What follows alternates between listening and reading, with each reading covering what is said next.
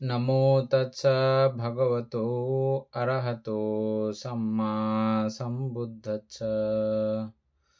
জগৎপূজ্য মহাকারণিক তথাগত সম্যক সম্বুদ্ধ শ্রীচরণে কৃতজ্ঞ প্রণাম নিবেদন করে পুণ্যপারমিতে অংশগ্রহণকারী সকল উপাসক উপাসিকাগণের নিরোগ দীর্ঘায়ু সুখী জীবন তথা জ্ঞান বিমণ্ডিত জীবন কামনায় শুরু করতে চলেছি আজকের অভিধর্ম চর্চা ক্লাস।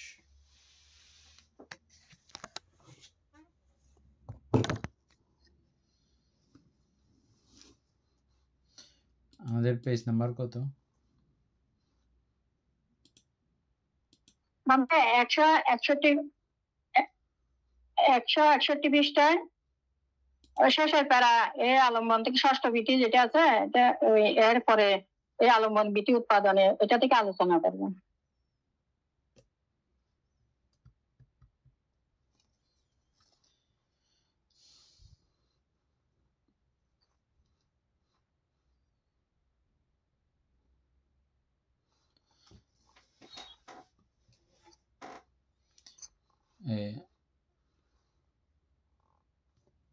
নয়নবাবু পড়েন তো এই আলম্বন থেকে।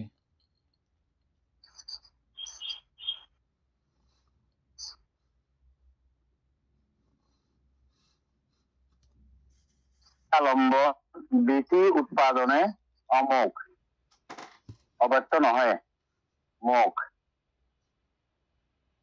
পঞ্চদারিক আলম্বন যুগপৎ দুই ধারেই অধিকারে আগমন করে।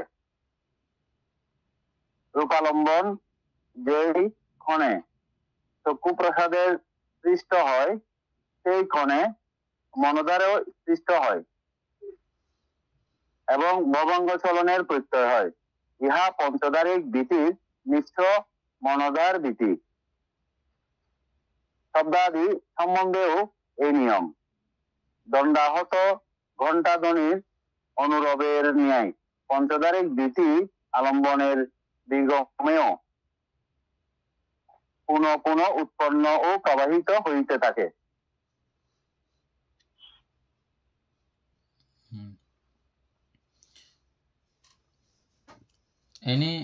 এরপর আরেক কিছু লেখা আছে না, এই প্যারাটা আমরা শেষ করিনি।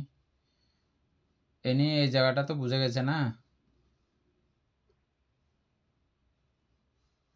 এখানে নয়নবাবু দেখেন অতীত ভবাঙ্গ হয়েছে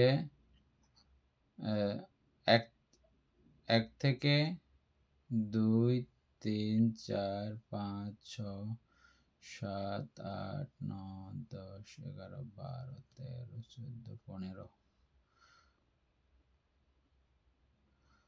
15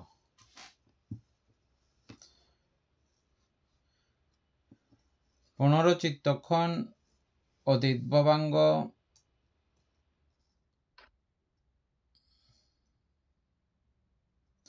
যদি হয় তাহলে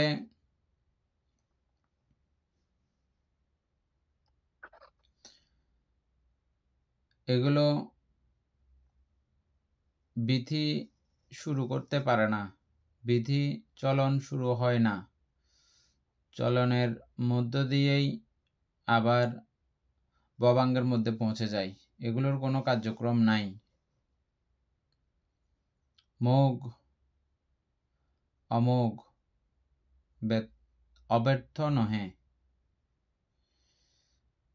বিধি উৎপাদনে অব্যর্থ নহে অমোঘ। তারপরে আবার মোঘ শব্দটার কথাটা আমরা পড়েছিলাম, অতি তুচ্ছ, অতি অল্প, অতি সামান্য কিছু, এরকম একটা অর্থ। হ্যাঁ, পঞ্চদারিক আলম্বন যুগপৎ এই দুই দ্বারেই অধিকারে আগমন করে।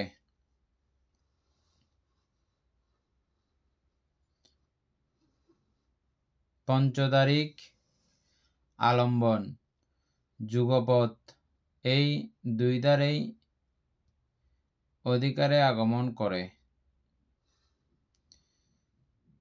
রূপালম্বন যেই ক্ষণে চক্ষু প্রসাদ প্রসাদে স্পৃষ্ট হয়, সেই ক্ষণে মনোদ্বারেও স্পৃষ্ট হয়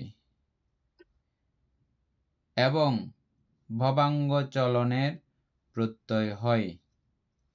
ইহা পঞ্চদারিক বিধির মিশ্র মনোদ্বার বিধি।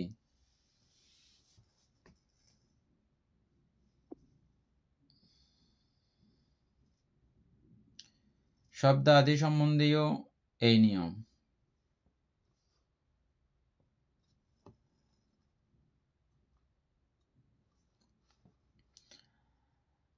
দণ্ডাহত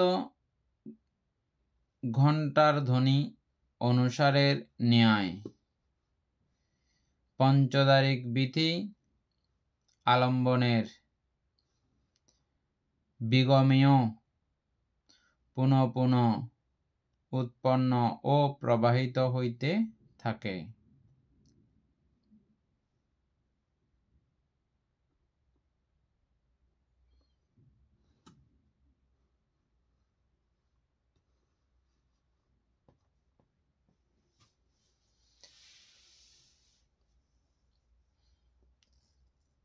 আমি তো বলবো বুঝেন নাই না?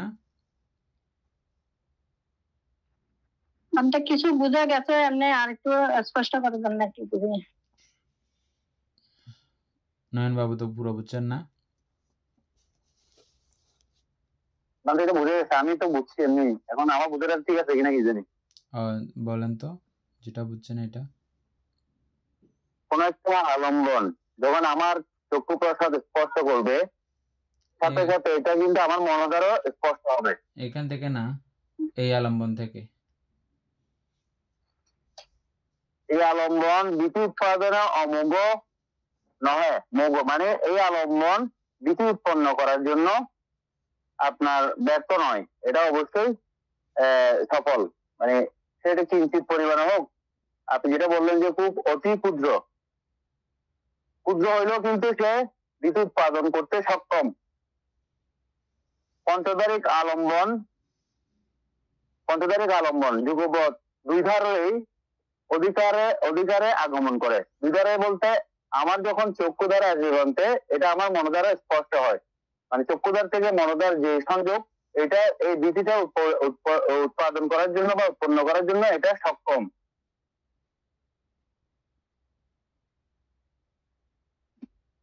সেই ক্ষণে মনোধারেও স্পৃষ্ট হয় এবং ভবাঙ্গ চলনের প্রত্যয় হিসেবে কাজ করেছে।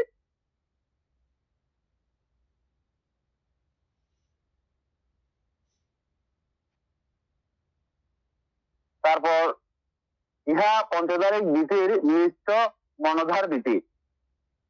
ইহা পঞ্চদারিক বিধির, আমাদের পঞ্চধারের যে বিধি দন্তে উৎপন্ন হয় আর কি, আমাদের মানে আমরা বিধি বলতে সংযোগের স্থান যদি বলি মিশ্র মনোধার বিধি, তাহলে এটা আমাদের মনোধারের সাথে এই পঞ্চধারের একটা যে মিশ্রণ বা আমাদের যে সংযোগ, এটা উৎপাদনে এই আলম্বন সক্ষম। শব্দ আদি সম্বন্ধেও এই নিয়ম। দণ্ডাহত ঘণ্টা ধ্বনির অনুরবের ন্যায় পঞ্চদারিক বিধি আলম্বনের বিগমে পুনঃ পুনঃ উৎপন্ন প্রবাহিত হইতে থাকে। আমরা যখন এটা কান দিয়ে যখন একটা আওয়াজ শুনবো, শব্দ শুনবো, এটা আমার মনোদ্বারে স্পষ্ট হবে এবং এই আমার শব্দ কর্ণ থেকে বানতে আমার কর্ণধার থেকে আমার মনোধারে যাওয়ার জন্য যে বিধি উৎপন্ন হয়, ওই বিধি উৎপাদনও কিন্তু এটা সক্ষম। আমি এভাবে বুঝছি অন্তে, এখন যদি হয়তো ভালো। এনে বুঝছো?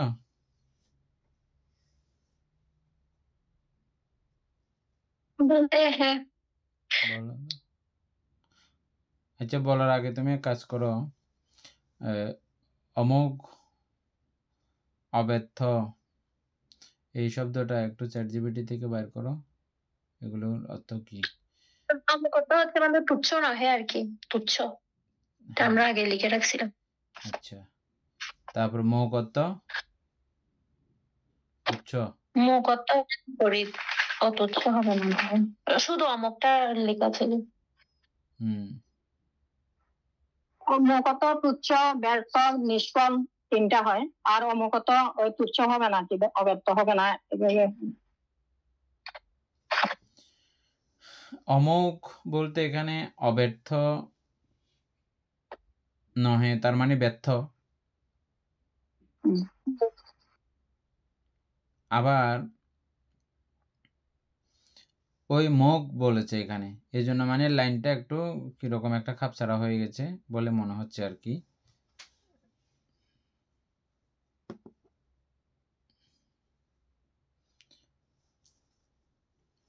যাই হোক,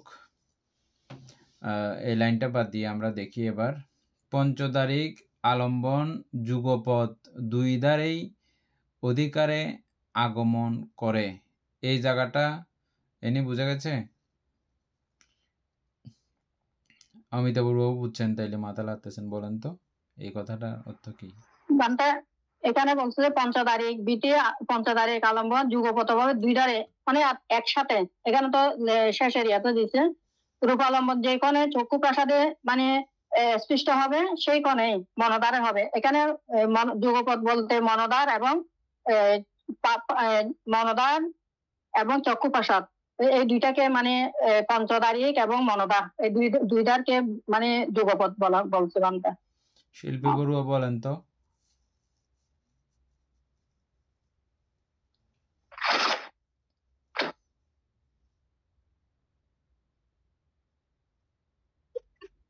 কোথায় আছে? পঞ্চদারিক এবং ওই যে মনোদ্বার এবং ওই মনোদ্বার এবং চক্ষুদ্বার এগুলিতে মানে মনোদ্বার এবং চক্ষুদ্বার পঞ্চদারিক বলতে আমাদের পঞ্চদার। ঠিক আছে, মনোদ্বার মনের মধ্যে হ্যাঁ ঠিক আছে, এনি বলো তো।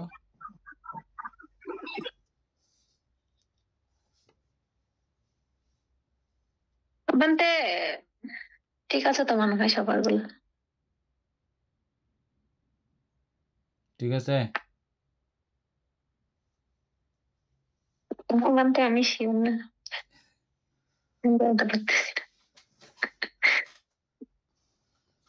আমি ইচ্ছা করে এমন একটা ভাব করছি যাতে কনফিউশন হয়ে যায় সবার। হ্যাঁ, আসলে অমিতাভ বড়ুয়াকে ধন্যবাদ যে আপনি সুন্দর করে বিষয়টা বুঝছেন। এটা মনে রাখতে হবে আমাদের, আমরা এটা আগে থেকেই জেনেছি বিজ্ঞানের বেলায়। এগুলো প্রত্যেকটা অংশ কিন্তু সূক্ষ্মভাবে কিন্তু বিজ্ঞান, এই অতীত ভবাঙ্গ বিজ্ঞান এটাও, ঠিক আছে। এখানেও মনোসংযোগ সুপ্তভাবে কিন্তু আছে, মনোসংযোগ হয়েছে।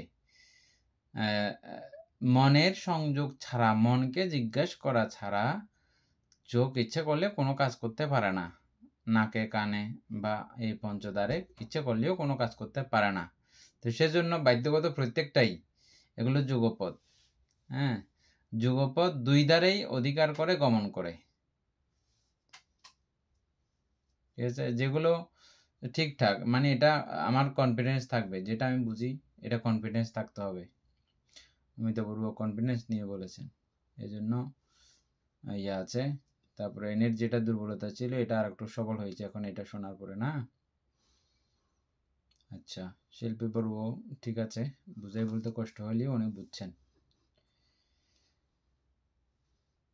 রূপালম্বন যেই ক্ষণে চক্ষু প্রসাদে স্পৃষ্ট হয় সেই ক্ষণে মনোদ্বারীও স্পৃষ্ট হয়, এই ওই লাইনের এটা ব্যাখ্যা করে দিচ্ছে যে, এবং ভবাঙ্গ চলনের প্রত্যয় হয়।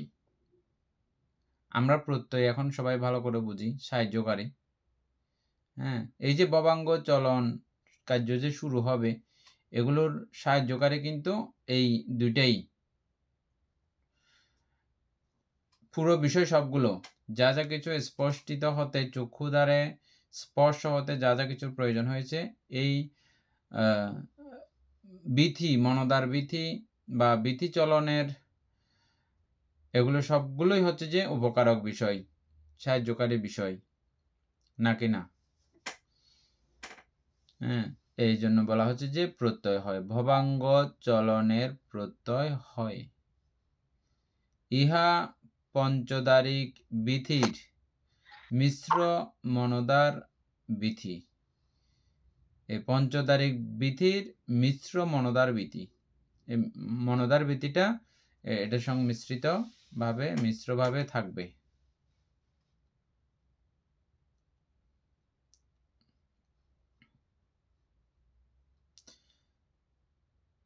তো এটা ওই একটা দিয়ে আমাদেরকে উদাহরণ দেওয়া হয়েছে চোখ দিয়ে, আর 4 ইন্দ্রিয়ের শব্দ, গন্ধ, রস, স্পষ্টব্য সম্পর্কেও একই রকম নিয়ম।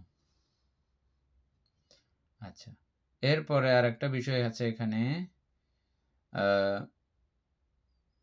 দণ্ডাহত ঘণ্টার ধ্বনির অনুসারের ন্যায় পঞ্চদারিক বিধি আলম্বনের বিগমেও পুনঃ পুনঃ উৎপন্ন ও প্রবাহিত হইতে থাকে।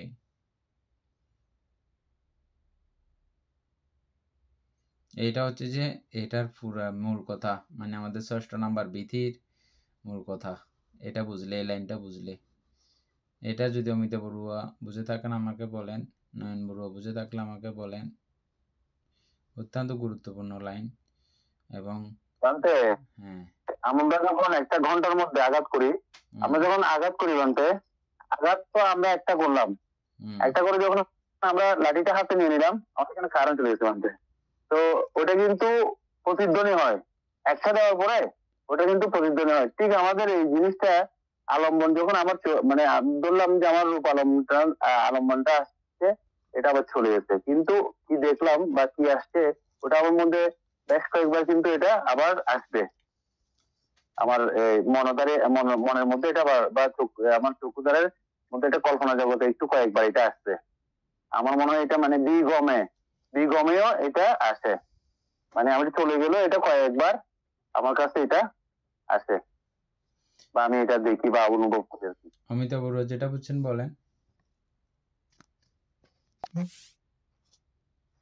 বানতে এখানে দণ্ডাহত ঘণ্টা ধ্বনির অনুরূপের ন্যায় পঞ্চদারিক বিধি, অর্থাৎ আমার পঞ্চদারের মধ্যে যেটা এখানে তো আমরা পরে আসছি, পঞ্চদারিকের মধ্যে যেটা উৎপন্ন হবে সেই কোণে আমাদের মনোদারিও উৎপন্ন হবে। তো এখানে আলম্বনের বিগমীয় যখন বলছে, মানে এই যে আলম্বন আমরা যেখানে রূপালম্বন যেগুলো করছি, এগুলো মানে এগুলোর ওইটার কারণে পঞ্চদারিক আমাদের পুনঃ পুনঃ উৎপন্ন প্রবাহিত হইতে থাকে। এটার কারণে মানে আমরা যেটা ঘন্টা যদি আমাদের শব্দের মধ্যে শোনা যায়, তাহলে শুধু তো এখানে শব্দের সাথে সাথে আমাদের ওই আলম্বনের দিকে মানে ওটা মানে প্রবাহিত হবে। এটা বুঝেছেন? আচ্ছা, বুঝেন নাই, ভালো করে মন দিয়ে শুনবেন বাকিটা। হ্যাঁ, এটা ঘন্টার প্রতিধ্বনি হবে না, মানে এই যে মানে ঘন্টা যে মানে বাচ্চাদের মানে ওনার এই যে পঞ্চদারের মধ্যে শব্দ হচ্ছে, ভিতরে যে একটা আবার ওটা প্রতিধ্বনির মতন, এটা বুঝাচ্ছে না? ঠিক আছে, আমি বলতেছি।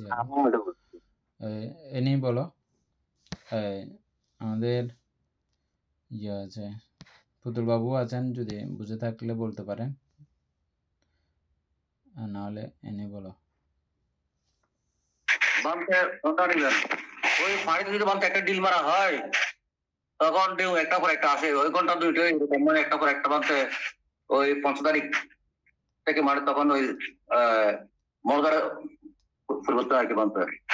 এটার সঙ্গে এই লাইনের মধ্যে এই লাইনটা আসার কি দরকার ছিল, কি প্রয়োজন ছিল? আমি প্রশ্নটা ঠিক মতো করতে পারি না। যে মানে এই জায়গার মধ্যে, এই প্যারার মধ্যে এই লাইনটা আসার কি দরকার ছিল? কেন এই লাইনটা আসছে?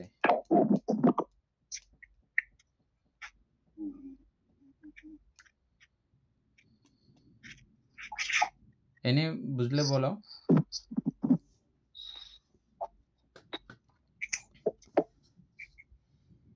এটা ওই যে মামা যেটা বলেছে, আমি তো ওটার একমত আছি। দণ্ডাহত মানে অর্থাৎ কোনো ঘন্টার ধ্বনি যখন আওয়াজ করে মানে বাড়ি যায়, তখন সেটা ঘন্টার মানে ওটার শব্দটা কিন্তু অনেকক্ষণ পর্যন্ত থাকে। তো ঠিক আমার পঞ্চধারেও যদি কোনো আলম্বন যদি বা কোনো বিধি যদি উৎপন্ন হবে, সেই সময় যদি আলম্বন ছাড়াও হয়তো পুনঃ পুনঃ সেটা কিন্তু মানে এটা চলতে থাকবে, বিরাম মানে উৎপন্ন হবে, প্রবাহিত হবে। অর্থাৎ ওই যে পানি নিয়ে এটাও চলতেই থাকবে। এটা কি হবে না মনে হয় থামা আমি নেই এখানে আরেকটা উদাহরণ দেওয়া যায় এটির সাথে আমি অ্যাড করে দিই।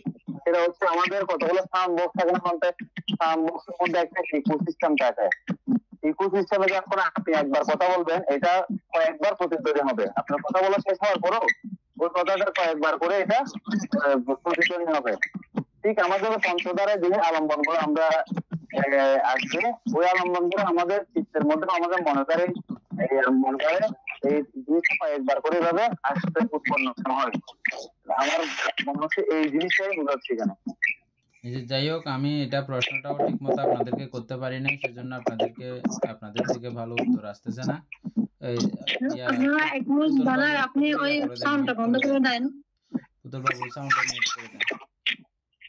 বাংটা আমার মনে হয় ওই যে অতীত বাবাঙ্গের জন্য হচ্ছে এটা, অতীত বাবাঙ্গের যে 15বার হয়ে গেল, এটা কি হচ্ছে? হ্যাঁ, অতীত বাবাঙ্গের ব্যাপারের সঙ্গে এটা সংযুক্ত আছে, এটা আমি বলছি। মিউট করে দেন।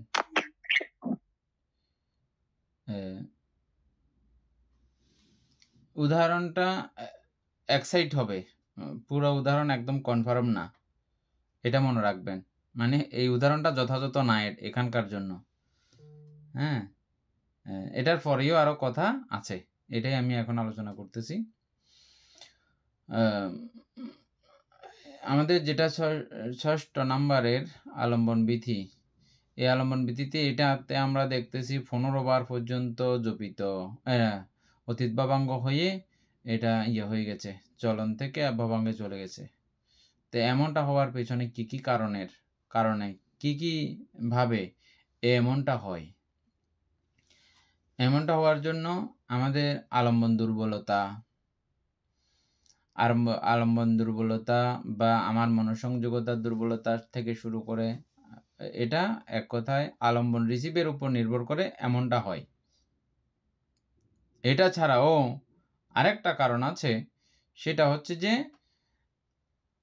আমরা যে কোনো আলম্বন রিসিভ করার সঙ্গে সঙ্গে প্রথমবার এটা বড় হইলেও, প্রথমবার সুস্পষ্ট হইলেও, কিন্তু এটা হওয়া মাত্র সঙ্গে সঙ্গে একবার হয়ে ওই আলম্বনের কাজ একবার হয়ে থেমে যায় না, এটা বারবার হতে থাকে। অনেক সময় একবার হয়ে থেমেও যায়, একবার আওয়াজ হয়ে থেমেও যায়, পুনঃ শোনা যায় না, এটা একবারও থেমে যায়, এরকমও আছে।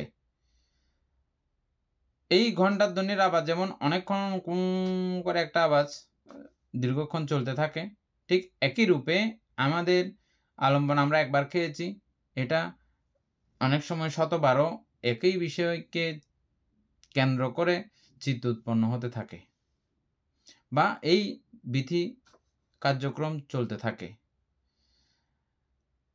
যখন এই বিধি কার্যক্রম এভাবে যখন চলে, তখন অনেক সময় এটা আস্তে করে ছোটোর দিকে হতে থাকে।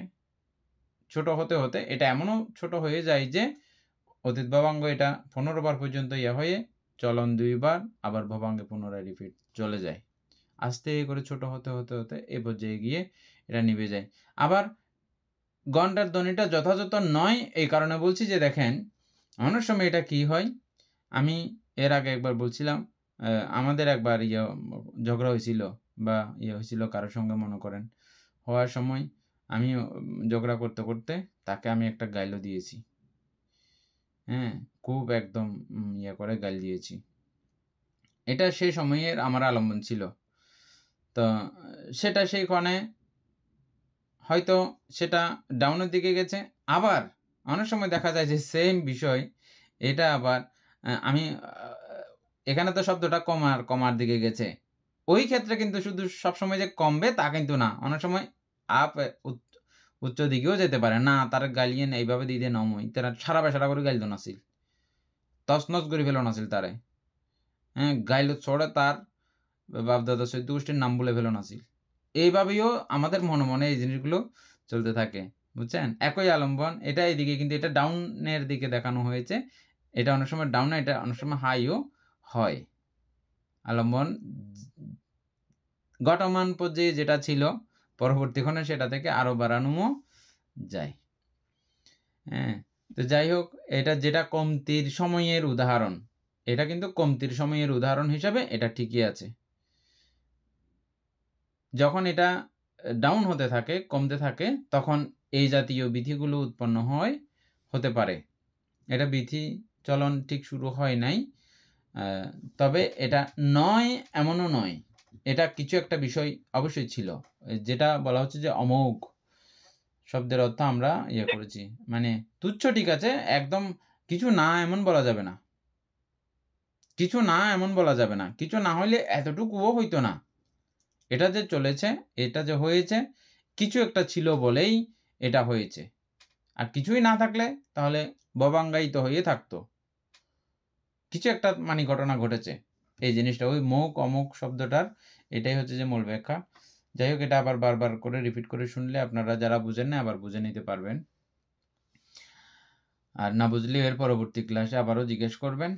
তো এটা প্রত্যেকটা বিষয়ের সঙ্গে, প্রত্যেকটা আলম্বনের সঙ্গে এই একই রকমের কথাগুলো প্রযোজ্য। এই কারণেই এই জাতীয় বিধি উৎপন্ন হয়। প্রথম হচ্ছে যে মানে আলম্বন আমার এখন উৎপন্ন হয়েছে, আলম্বনটা উৎপন্ন হওয়ার সঙ্গে সঙ্গে যাবতীয় কার্যক্রম সবগুলো চলেছে। এই জাতীয় কার্যক্রম যে শুধু একবার চলে এমন না, একবার চলে এমন না, এটা অনেকবার চলতে থাকে। এটা অনেকবার চলতে চলতে অনেক সময় লোয়ের দিকে যায়, অনেক সময় হাইয়ের দিকে যায়, অনেক সময় সমান তালে চলতে থাকে, দীর্ঘক্ষণ সমান তালে চলে তারপরে স্টপ হয়ে যায়। উদাহরণস্বরূপ আমি ওই দিন আপনাদেরকে ছাগলের গল্প, আমাদের বোধিসত্ত্ব যখন ছাগল হিসেবে করেছিলেন 500 বার, এটা আমাদের পাঠ্য বইয়ের জাতক মালার মধ্যে আছে, আপনারা পেয়েছেন নিশ্চয়ই না? ক্লাস 3, 4, 5 আমি কোনো একটা সময় পড়েছিলাম, আমার মনে আছে। 500 বার ছাগল জন্ম হিসেবে কাটা খেয়েছিলেন। তখন এটা বুঝার কোনো ছিল না, এমনি গল্প মজা লাগতো, পড়তাম। হ্যাঁ, আপনাদেরকে আমি আগেও একবার এই গল্পটা বলেছিলাম। কিরকম গল্পটা? গল্পটা হচ্ছে যে ছাগলকে যখন কাটতে নিয়ে যাচ্ছে, ছাগলে একবার হাসছিল, একবার কাঁদছিল।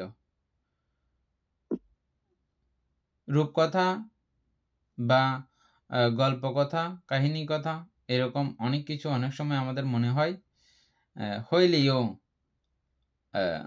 আমাদের চিন্তার অতীত অনেক বিষয় ঘটতে পারে, আমরা যেটা ভাবতে পারি না, চিন্তা করতে পারি না, এরকম অনেক বিষয় আছে আমাদের ধরাছোঁয়ার বাইরে।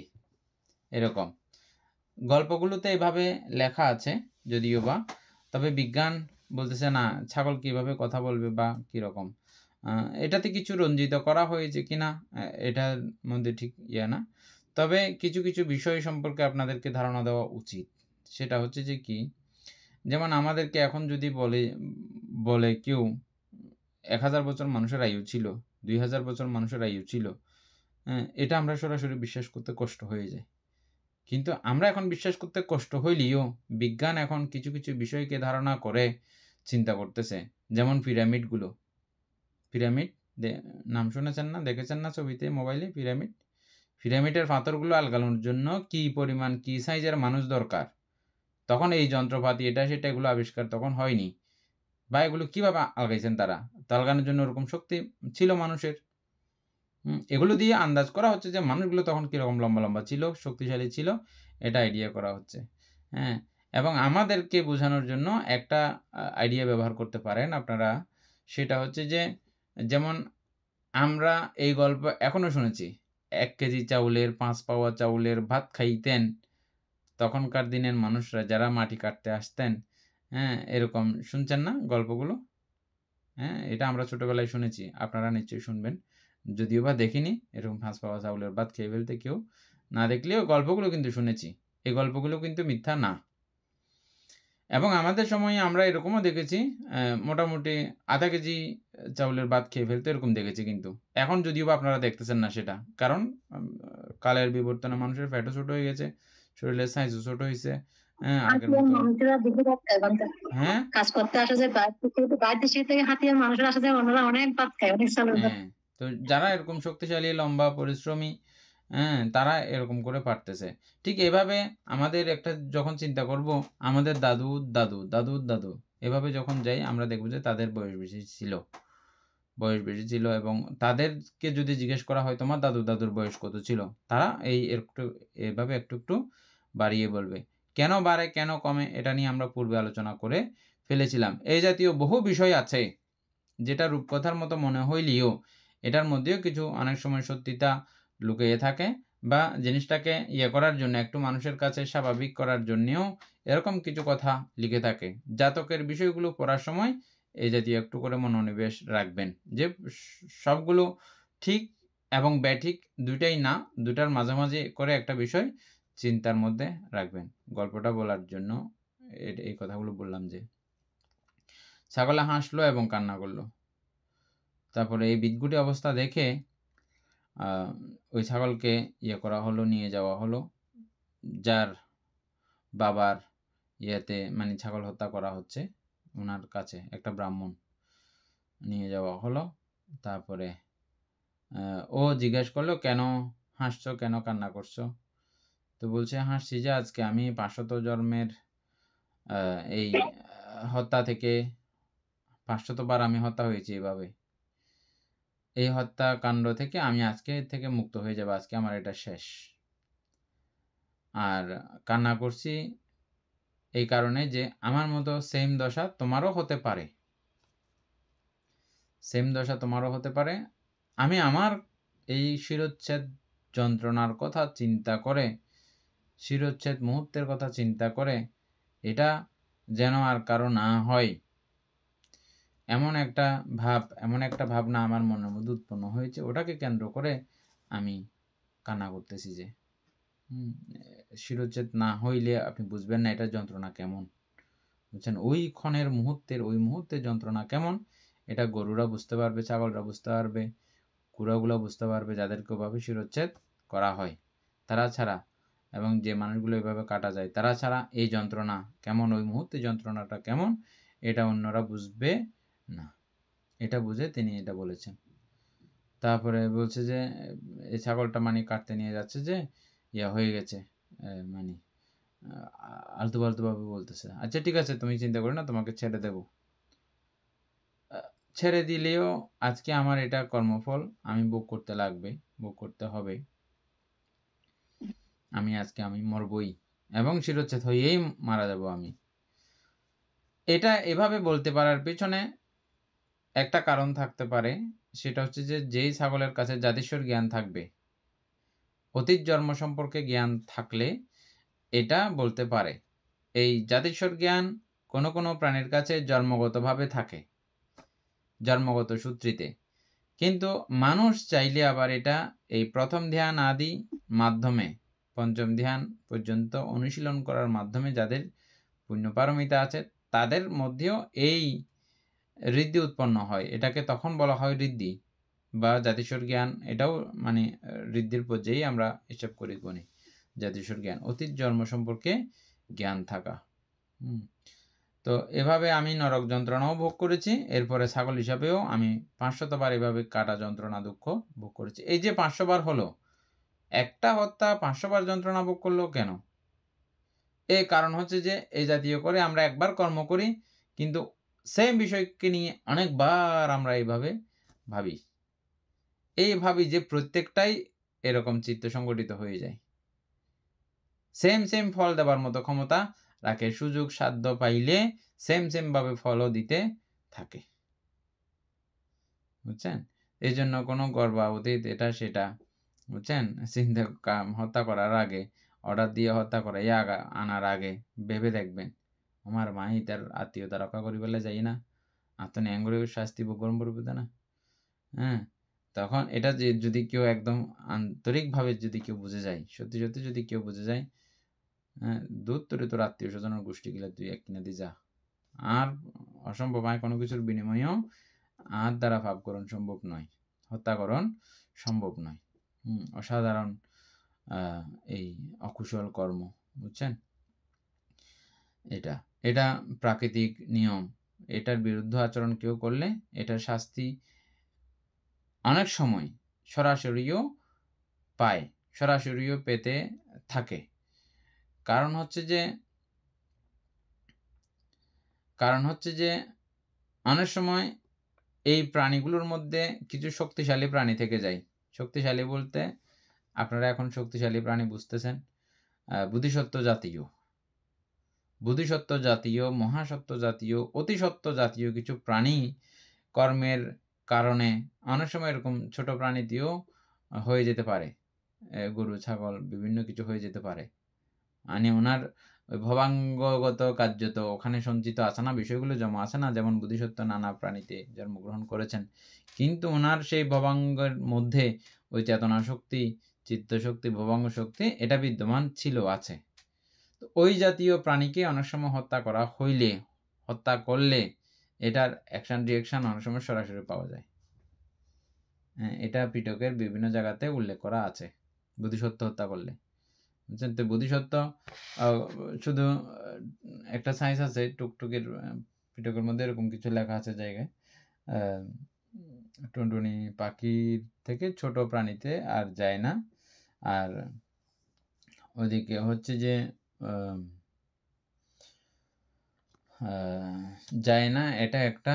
দ্বিতীয় কথা, নরকে কিন্তু যায় এমনি, এটা ঠিক আছে, নরকে যায়, বোধিসত্ত্বরাও নরকে যায়, যাইতে পারে। চারি উপায়ে দ্বার তাদের রুদ্ধ না।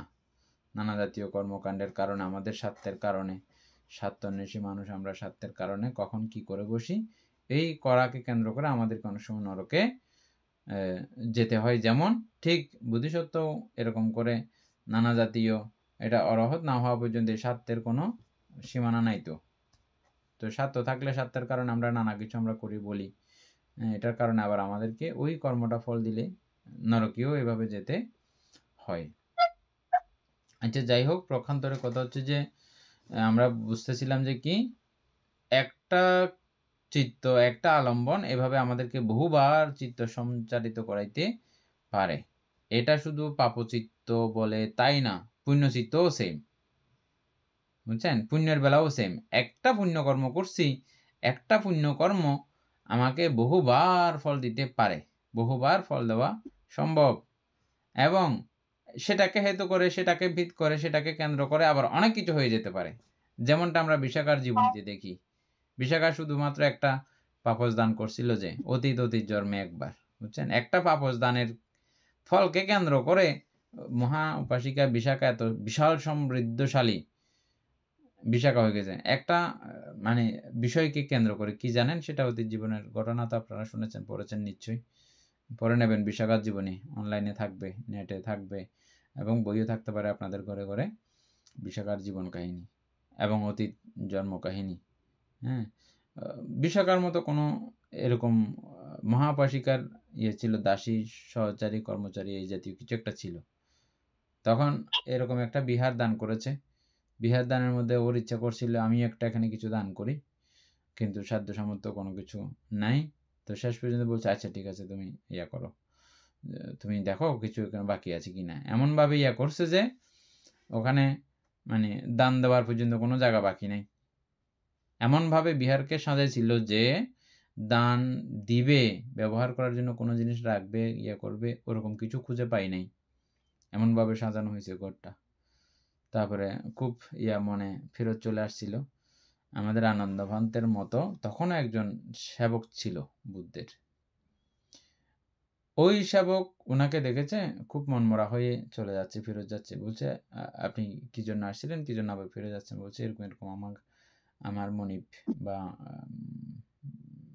উপাসিকা এরকম করে আমাকে বলেছেন, আমি এটা দেওয়ার জায়গা পাইলে দিতাম, পাপসের মতো কোনো একটা জিনিস, কিন্তু আমি কোনো জায়গায় এরকম পাই নাই যে এটা রাখবো, দিব, পাই নাই।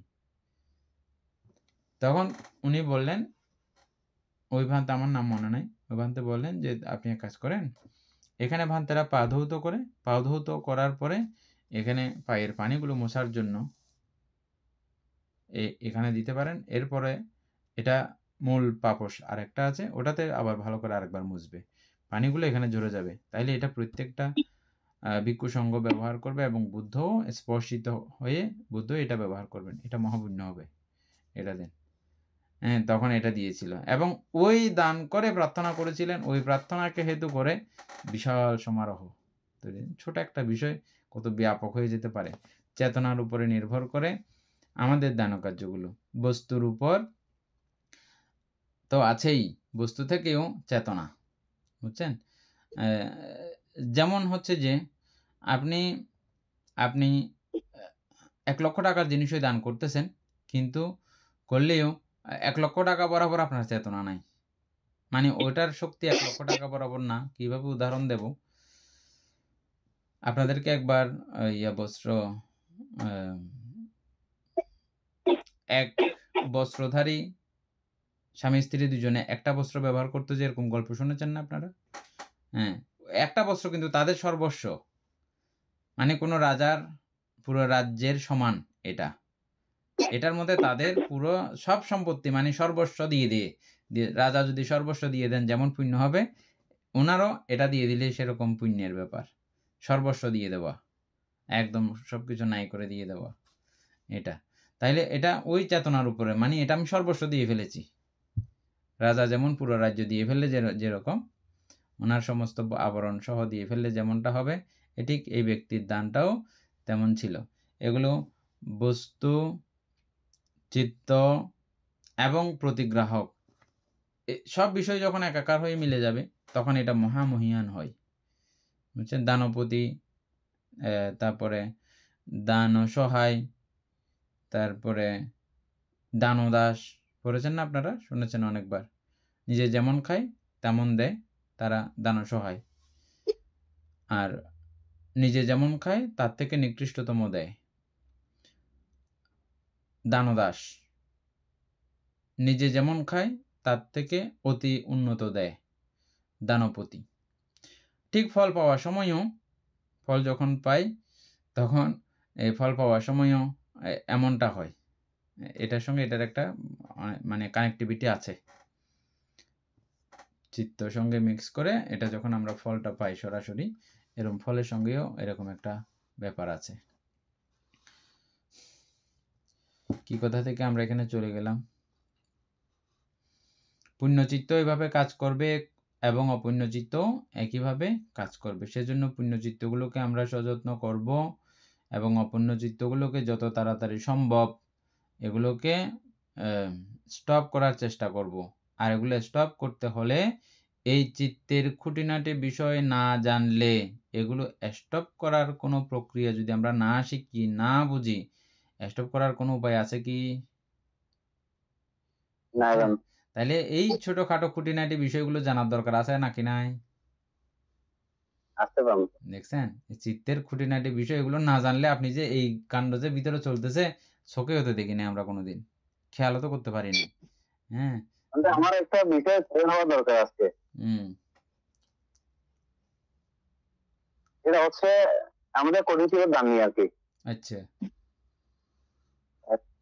আমাদের লাস্ট যে অষ্টমী বা উপসব ছিল, ওখানে আমাদের কয়েকজন উপাসক বললো বা বানতে খাওয়া আর কি, যে মানে সবাই মিলে একটা ভালো চিবর দান করার জন্য, এবং ওটাকে কঠিন চিবর করা হবে, কঠিনে পরিণত করা হবে। তখন আমাদের এক উপাসক এটা নিয়ে ব্যাখ্যা দিল যে সবাই তো আমরা চিবর নিয়ে আসি, তাহলে তো ইয়ে হইলো না, সবার একটা চিবর দান করে প্রতি বছর, তাহলে তাদের ইচ্ছাটা তো পূরণ হবে না। আমি বললাম যে আমরা সবাই অংশগ্রহণ করলে 10 টাকা 20 টাকা বা 100 টাকা বা 500 টাকা যেটা পড়ে আর কি, তাহলে তো ওই চিবরটা কঠিন হবে। এখন আমার প্রশ্ন হচ্ছে, ধরেন আমার 170 ফ্যামিলিতে 170টা চিবর যায়, 170-এর মধ্যে যেকোনো একটা চিবর শুধু কঠিন হবে, যেটা আমাদের বানতে পাবেন, তো বাকি 169 চিবরের অবস্থা কি হবে, পুণ্যের অবস্থা কি হবে? এটা একটা। আরেকটা বিষয় হচ্ছে, এবং একটা বলি আগে, এটা ওইটা মনে রাখেন আপনি প্রশ্নটা, আমি এটা ভুলে যাব আবার। কঠিন চিবর দানের সিস্টেমের মধ্যে যেদিন যে বিহারে কঠিন চিবর দান হয়, সুসুতা থেকে শুরু করে যা কিছু দেওয়া হয়েছে সবগুলো কঠিন চিবর দানের অন্তর্গত। এটা মনে রাখতে হবে। আমরা এখন মানুষকে খুশি করার জন্য কি করি? সঙ্গ দান উৎসর্গ করি একবার, অষ্টপুরস্কার দান উৎসর্গ করি একবার, তারপরে আবার কল্পতরু উৎসর্গ করি একবার। এইগুলো এই দিনে কঠিন চিবর দানের দিনে এগুলো করার কোনো নিয়ম নাই। বুঝছেন? অনেক ভান্তে এগুলো জানেও, জানার পরেও মানুষের কৈশালিয়ে আমি এটা দান করতেছি অষ্টপরিষ্কারের মন্ত্র বলবে না। এরা মানুষের কৈশালিও অনেক সময় বাধ্য হয়ে গেছে, বা তারা ইদানিংকালে সবাই বলে এটা, কিন্তু এটা আতসীয়। আমি করতেছি কঠিন চিবর দান, অষ্টপরিষ্কার দানের, কঠিন চিবর দানের থেকে অষ্টপরিষ্কার দানের ফল আর একটু এক দৃষ্টিকোণ থেকে গৌণ, ঠিক আছে? অনেক পাওয়ারফুল কঠিন চিবর দানের পুণ্য। আমি করতেছি যে কঠিন চিবর দানের পুণ্য, আমি তো এটা যদি অষ্টপরিষ্কার হিসাবে যদি একবার যদি উৎসর্গ করে ফেলি, দান করে ফেলি, আমি আবার দ্বিতীয়বার এটা করতে পারতেছি, দানকৃত বিষয় কি আবার করতে পারতেছি আমি? না, একই দানকে দুইবার উৎসর্গ করা হয়েছে। কিভাবে করা যাবে, বুঝছেন? এই জন্য এটা একটা মনে রাখার বিষয়, যে এটা কোনো সময় হয়তো তারা জানবে, অনলাইনে যেহেতু আছে কথাটা থাকবে, জানবে। হ্যাঁ, তো এটা হাজার মানুষে বললেও এটা আমাদের কিন্তু সতর্ক এবং সাবধান থাকা উচিত, যে ভান্তে এটা কি বিনয়ের মধ্যে আছে কি। খুব সাবধানে বলতে গেলেও, কেরেঙ্কালে ভেজালে লাগাবেন না, খুব সাবধানে বলবেন কথাটা। এটা হচ্ছে যে ওই দিনের জন্য কোনো সঙ্গদান উৎসর্গ করা যায় না, কল্পতরু উৎসর্গ করা যায় না, এবং অষ্টপুরস্কার উৎসর্গ করা যায় না। একবার শুধু উৎসর্গ করা যায়, সেটা কাঠিনে চিবরা বানতে আমরা চিবর দান করেছি, এটা কঠিনে আস্তরণ করেন। এবং সাপারিবারা যত কিছু আছে, যা জিনিসপত্র আছে, সবগুলোই কঠিনের অন্তর্গত। কঠিন মানে কি বলছিলাম, যে আমরা গত বছর এটা আলোচনা করেছিলাম। কঠিন মানে হচ্ছে যে শক্ত, স্থির, খুব মানে ধীর। কঠিন মানে কঠিন পাথর বলি না, পাথরকে আমরা খুব শক্ত শক্তিশালী পাথর কঠিন বলি না আমরা, ওই কঠিন। এটা মানে কষ্টের কঠিন না, কাঠিনা। কাঠিনা মানে খুব মানে অতি শক্ত, বুঝছেন? ওই অর্থেই এটা কাঠিনা, মানে এই চিবরকে ভাঙতে কঠিনে রূপান্তর করুন, খুব শক্তিতে, অতি শক্ততে, শক্তিশালী মানিতে রূপান্তর করুন। কিভাবে এটা শক্তিশালীতে হলো দেখেন, ভিক্ষু সংঘকে দেওয়ার কারণে এক প্রকারের শক্তি হলো। আর ভিক্ষু সংঘ বললে সেখানে কাম ফিনিশ। কিভাবে কাম ফিনিশ? প্রথম হচ্ছে যে এখানে অতীত মানে অতীতে যত বুদ্ধ সহ ভিক্ষু সংঘ যত ছিল, কেউ এখানে বাদ নাই। বুদ্ধ সহ অতীতে যত বুদ্ধগণ ছিলেন, সকল বুদ্ধগণ সঙ্গ নাম নেওয়া মাত্র এরা সবাই এখানে এসে যাবে, এক। দ্বিতীয়ত হচ্ছে বর্তমানে যত সঙ্গ আছে সেটা, তারপর ভবিষ্যতেও যত সঙ্গ উৎপন্ন হবে, সবাইকে দান দেওয়া হচ্ছে বিষয়টা। কিভাবে এটা প্রমাণ করবেন আপনি? যেমনটা হচ্ছে যে আপনি এটা চিবু দান করেছেন আজকের দিনে, মনে করছেন যে আপনি এবছরে ব্যবহার করে টোরে শেষ, কিন্তু এটার বাতাবরণ যতদিন এই ধর্ম প্রচারিত থাকবে, ততদিন পর্যন্ত আপনি এই ধর্ম প্রচারের কাজে সহযোগিতা করেছেন। এটা খেয়াল করে দেখেছেন কি? আপনি আপনার মতো করে এই দান কার্য যদি সম্পাদন করা না হতো, চিবর দানের কার্য যদি সম্পাদিত না হতো, হয়তো বুদ্ধ শাসন এই চিবরের অভাবে বা চারিপ্রত্যয়ের অভাবে স্টপ হয়ে যেতে পারে। সেই জায়গায় হবে কি হবে না? যে জায়গায় দান আদি নাই, সে জায়গায় ভিক্ষু শ্রমণ অবস্থান করতে পারে কি? কষ্ট করে কিছুদিন হয়তো থাকতে পারে, কিন্তু আস্তে করে সেটা হয়ে যাবে, বিলুপ্ত হয়ে যাবে, সেখানে আর ভিক্ষু শ্রমণ থাকবে না, বুঝছেন? তো সুতরাং আপনার এই দান বহুকাল ব্যাপী ধর্ম থাকার ক্ষেত্রে, বুদ্ধ শাসন থাকার ক্ষেত্রে ভূমিকা রাখে নাই কি? যেহেতু রেখেছে, সেহেতু এই পুণ্যটা এভাবে বিশাল এবং ব্যাপক হয়। এটার বহুবিধ বৈজ্ঞানিক ব্যাখ্যা আরো রয়েছে। যাই হোক, এখানে ভালো চিবর যেটা, এটা হচ্ছে যে ভিক্ষুদের ব্যাপার। পরবর্তীতে যে ভিক্ষু বসবাস করবেন, ওই ভিক্ষু যদি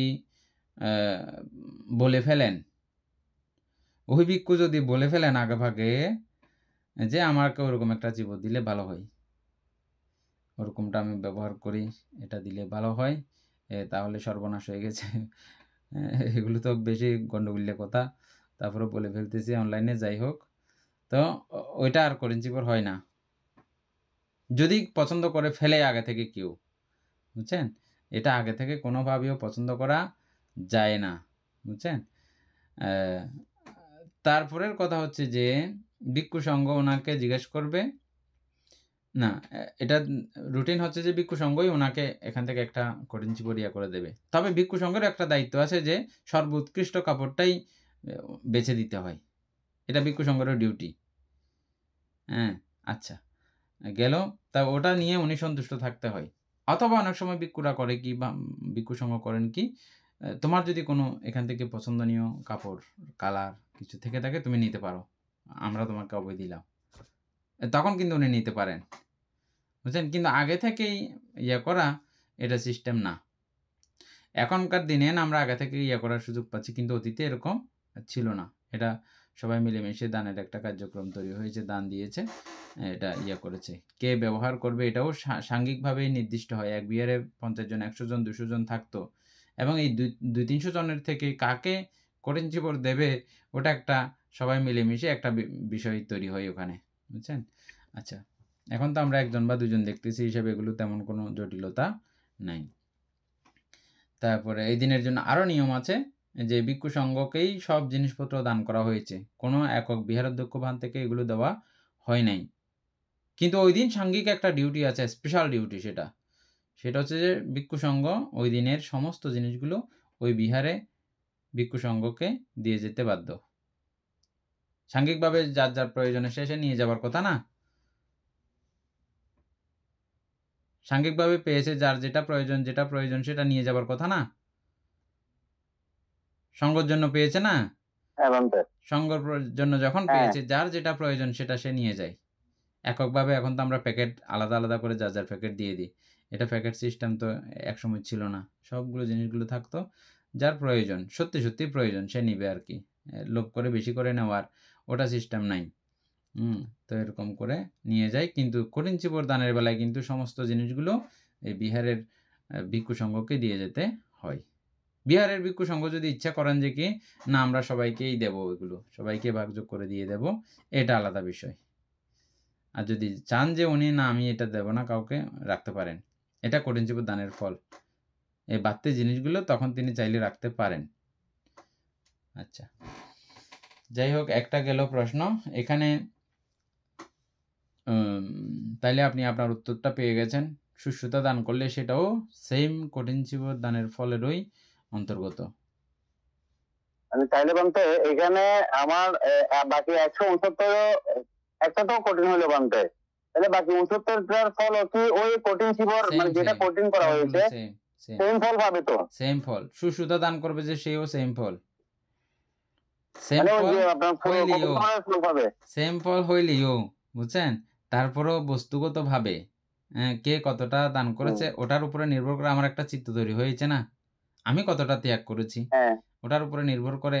মানে শুশ্রূষা ঠিক আছে, শুশ্রূষা এটা আমার দ্বিতীয় গলদঘর্ম হয়ে গেছে, যাদের এরকম অনেকে আছে, মানে ওটাও তার অনেক দামে কিনা, এবং ওটার জন্য তার এমনও আছে যে উপোস থাকতে হয়েছে একবেলা।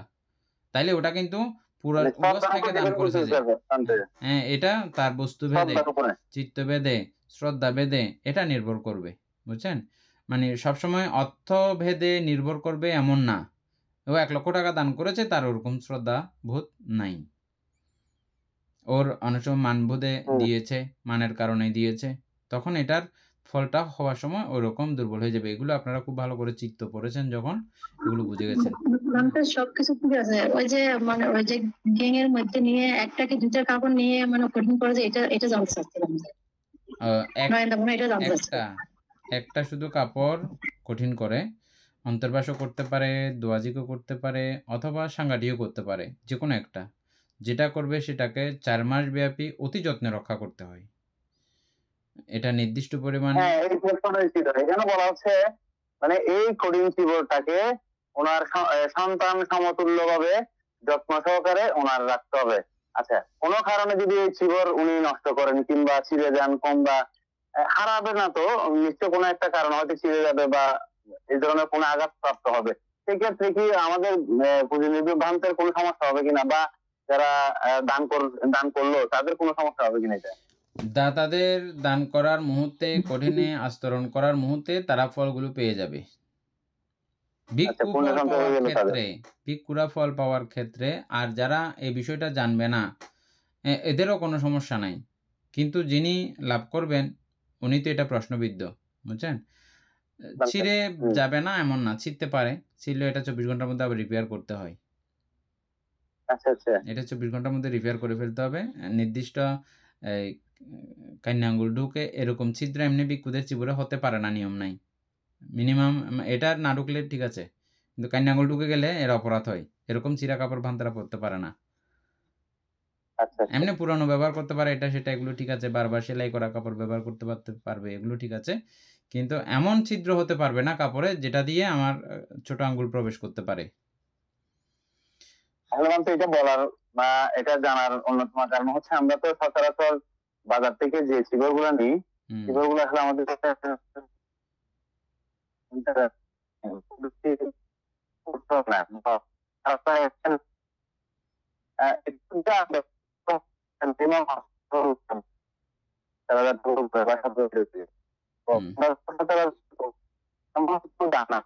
আপনার 3,000 বা 4,000 টাকার উপরে চিবর গ্রামের মধ্যে খুব বেশি মানুষ নিয়ে আসে না। তো আমাদের বাঞ্চার একটাই আছে যে মানে সবাই মিলে একটা যদি ভালো চিবর দেওয়া হয় বা 2টা চিবর দেওয়া হয়, তাহলে মানে এটা পড়তে ভালো লাগলো বা ওনাদের এটা ব্যবহারের জন্য খুব কাজে আসবে। হুম, এই জিনিসটা একটু মানে শেয়ার করতে, এটা আবার দিতে বলে নাই, বাধ্য করে নাই, বলতে হুম। এরকম হলে ভালো হয়, ওর জন্য আর কি এটা এটা বলা। দায়কে প্রার্থনা করলে, এলাকাবাসী দায়কে যদি আগে থেকে জানার জন্য প্রার্থনা করে, তখন বান্তারা বলতে পারে।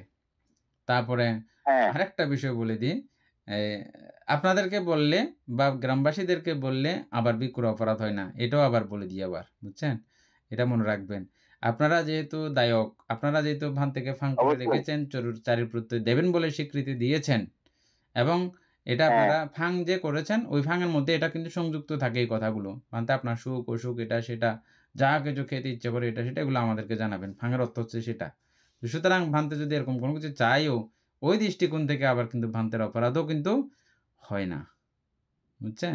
তাহলে তো ঠিক যেহেতু আছে। আপনারা দায়ক, যেহেতু হ্যাঁ, আপনারা একদম কথা হচ্ছে উনি আমার কাছে যদি আমরা যারা উপাসক উপাসিকা কিংবা দায়ী দায়িকা আছি, আমাদেরকে যদি না বলে, উনি বাইরে তো এটা বলার কোনো সুযোগ নাই ওনার। সুযোগও নাই, এখন বলবেও না।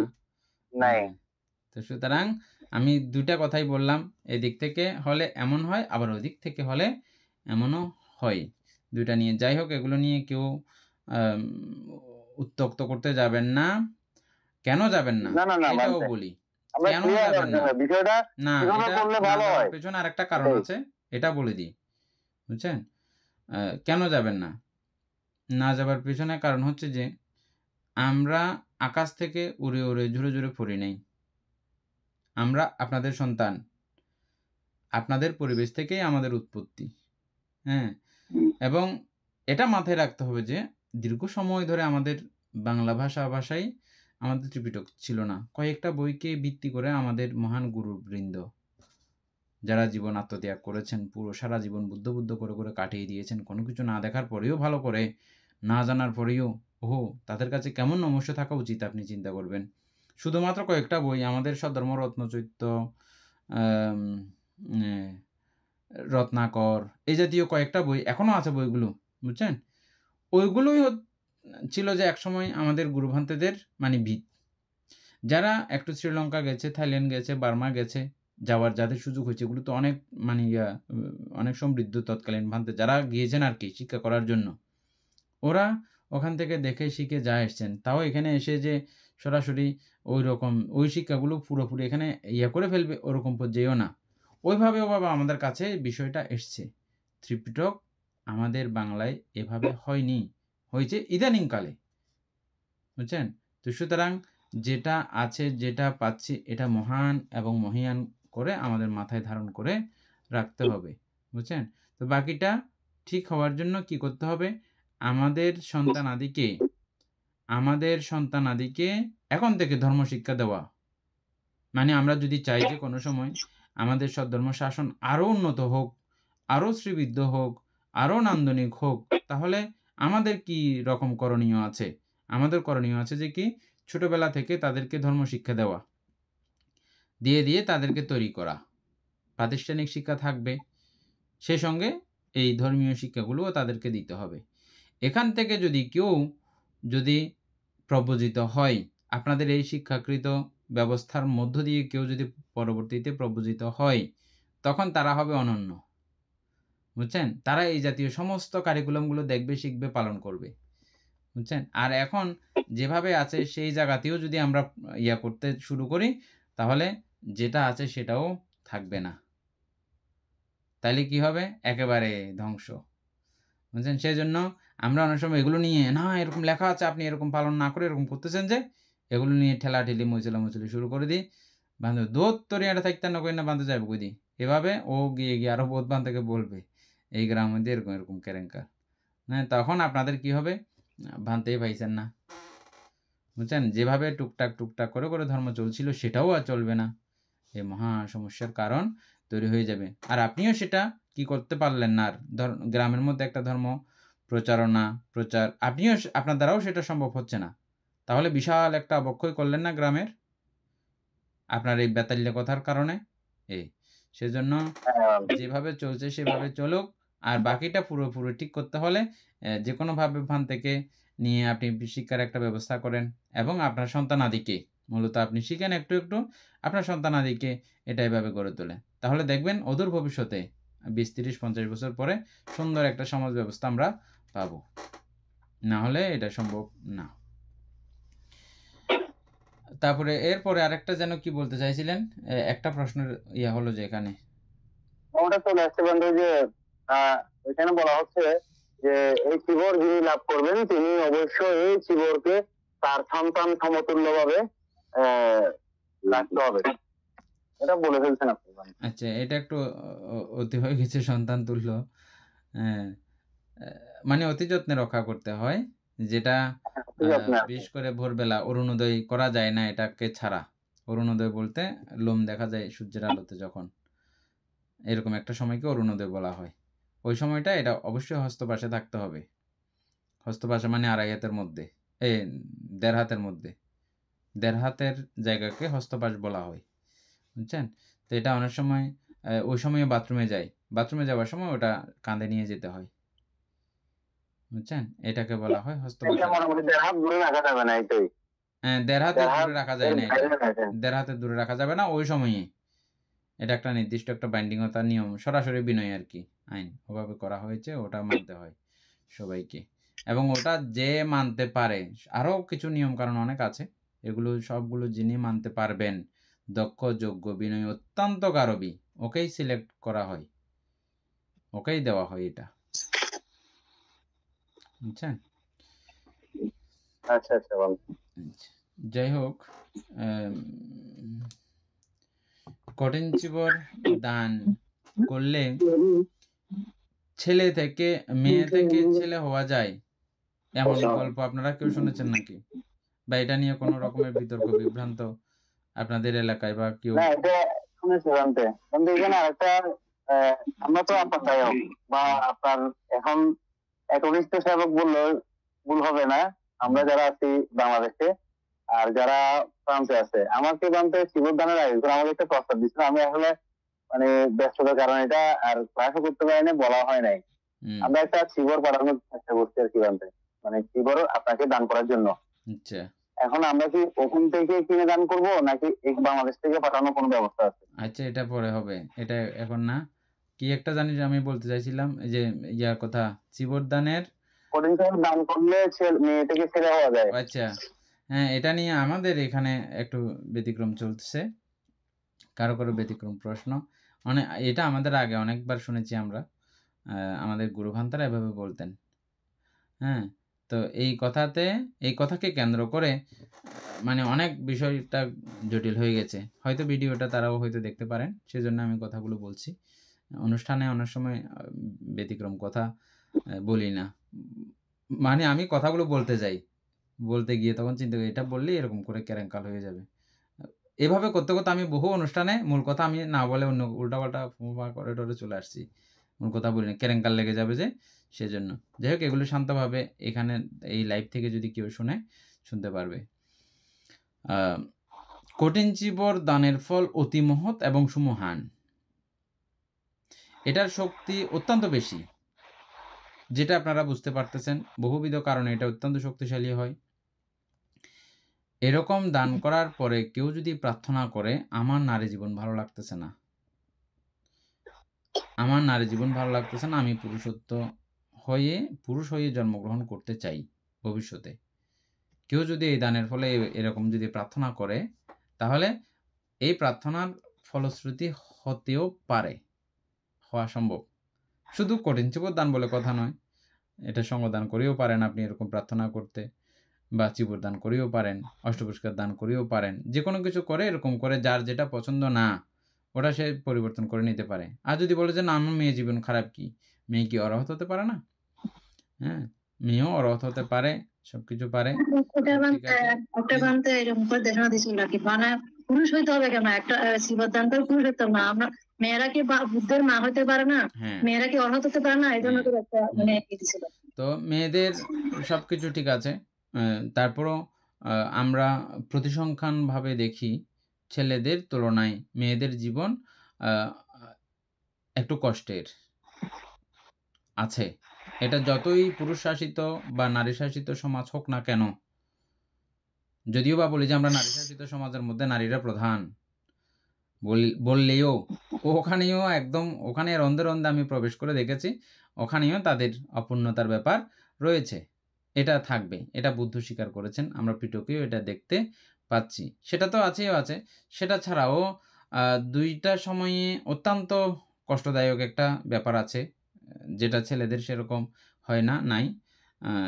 একটা হচ্ছে যে সতীনের ঘর, এটা হচ্ছে যে মেয়েদের জন্য মহা কষ্টের মধ্যে একটা, সতীনের ঘর, বুঝছেন? এটা সবসময় হয় না, এটা আগে ছিল রাজাদের, রাজারা অনেকগুলো বিয়ে করতেন, তো সেখানে ছিল সে ব্যবস্থাতে। আর এটা পুরোনো দিনে একটা খুব রীতিপ্রথা ছিল, আমাদের অন্য সংস্কৃতিতেও এটা আছে, সতীনের ঘর। আর একটা হচ্ছে যে প্রসবকাল, এই দুইটা মুহূর্ত সারা জীবন তো নানা কষ্টের ব্যাপার অনেকগুলো আছেও, সেটা ছাড়াও এই দুইটা সময় অত্যন্ত বেদনা বিদুর। একটা সতীনের সময়কাল, আর একটা হচ্ছে যে প্রসব বেদনা। এগুলো অনন্য, এগুলো একটা আর করা যাবে না, তুলনা করা যাবে না কেমন এই বিষয়টা। যাই হোক, এগুলো নিয়ে আরো অনেক কথা আছে, মানে কি কম আছে। শারীরিকভাবেও অনেক আমাদের অঙ্গ গঠনে মেয়েদের এবং ছেলেদের সমান না, মানে আঁতুড়ের মধ্যেও আছে, বাড়ি লম্বা আছে, হাড্ডির মধ্যেও বেশ কম আছে। মেয়েদের হাড্ডি আর ছেলেদের হাড্ডি সমান না, হাড্ডির মধ্যেও যতই বলি না কেন আমরা সম অধিকার সমান, এটা না, আমি কোনো পুরুষবাদী হয়ে কোনো কথা বলছি না, যেটা ঠিক কথা, বৈজ্ঞানিক সম্মত কথা, ওটাই বলছি আর কি। যাই হোক, এগুলোকে সবগুলোকে কেন্দ্র করে অনেক সময় কি করে, অনেক মায়েরা প্রার্থনা করেন যে আমি পুরুষ হয়ে জন্মগ্রহণ করব। যেমন আম্রপালি প্রার্থনা করেছিলেন যে কোনো একটা বিষয়কে পুণ্যকর্ম করে আমি যেন আর গর্ভ থেকে জন্ম না হই, মানে মাতৃগর্ভে যেন আর প্রবিষ্ট না হই, জন্ম হব ঠিক আছে, মাতৃগর্ভে যেন আর যেতে না হয়। এবং এই অবস্থাতে তিনি মাতৃগর্ভে আর যাননি, আম্রপালি আম গাছের নিচে অটোমেটিকভাবে উপপাদিকভাবে জন্ম হয়েছেন। তখন উপপাদিক জন্ম হবার সময় ছিল না, তথাপিও উপপাদিক জন্ম হয়েছিলেন আম্রপালি, ভিক্ষুণী আম্রপালি। আপনারা ওনার গল্প নেটের মধ্যেও চার্জ করলে পেয়ে যাবেন, চ্যাটজিপিটিকে বললেও আপনাদেরকে গল্পটা দিয়ে দেবে, আম্রপালির গল্প বা জীবন কাহিনী বলে লিখলে পেয়ে যাবেন। যাই হোক,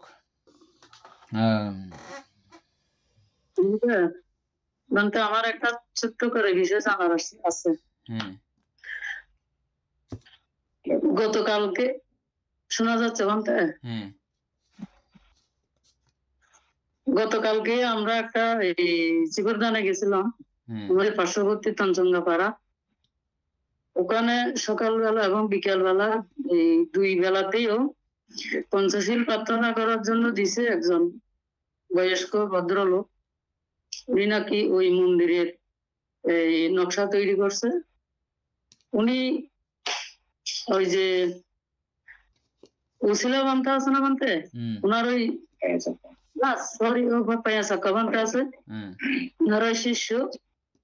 উনি পঞ্চশীল প্রার্থনা করছে যে প্রথমে বুদ্ধকে বন্দনা করে নাই, গুরু আচার্য পিতা মাতা অনেক লম্বা করে ইয়া করছে আর কি, ওনাদেরকে স্মরণ করছে আর কি। একটু করে এখানে বলি, স্মরণ করার পর এখানে বুদ্ধকে বন্দনা করে নাই বললে আর হবে না, যেহেতু গুরু বলে ফেলছেন না, গুরুর মধ্যে বুদ্ধ গুরু, তাহলে বুদ্ধকে বন্দনা করে নাই এমন কথা আর আসতে পারবে না। গুরুকে যেহেতু করেছে, তা বুদ্ধ গুরু, হ্যাঁ, তাহলে বুদ্ধকে করা হয়েছে।